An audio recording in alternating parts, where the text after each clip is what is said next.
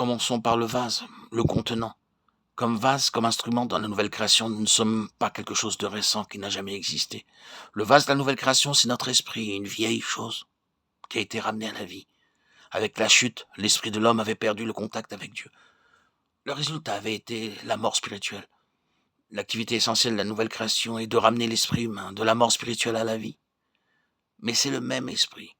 Il est ressuscité par son union avec Christ, et c'est lui qui devient le vase de la nouvelle création. Mais ce n'est là que la moitié du processus. Quelque chose est déposé dans notre esprit qui n'y a jamais été.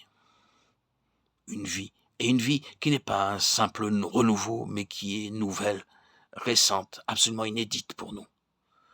Cette chose-là, qui est si entièrement nouvelle, on ne la met jamais, dit la parole, dans de vieilles outres. Il faut que le contenant soit renouvelé, remis en état de vie, pour devenir le digne réceptacle de cette vie nouvelle de l'Esprit de Dieu.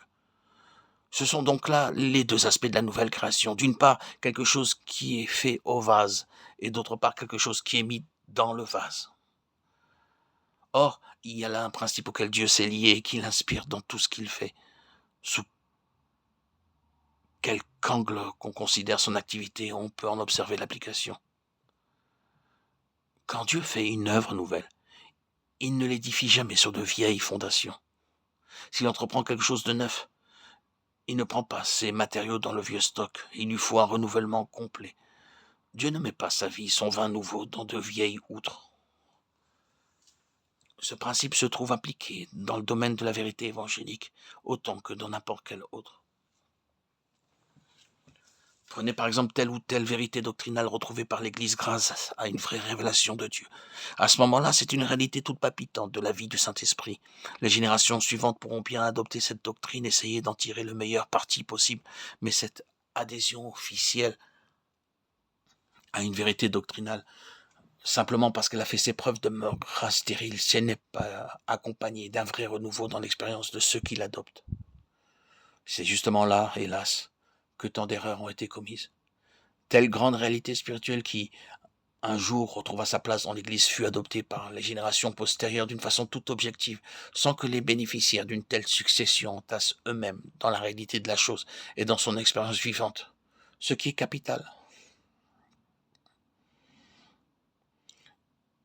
Vérité, révélation, doctrine ne s'héritent pas. Elles ne peuvent se transmettre avec profit que moyennant un éternel renouveau. La vision du fleuve d'Ézéchiel avec les arbres de chaque côté nombreux, dont le feuillage ne se flétrit pas, dont les fruits n'ont point de fin, n'est autre qu'une révélation du témoignage tel qu'il est dans sa vraie nature. Un principe de vie est à l'œuvre là, qui lui conserve une éternelle fraîcheur de siècle en siècle tout au long de son cours. La vérité doit être comme ces feuilles qui ne se fanent jamais, comme ces fruits qui sont toujours là, savoureux et prenants.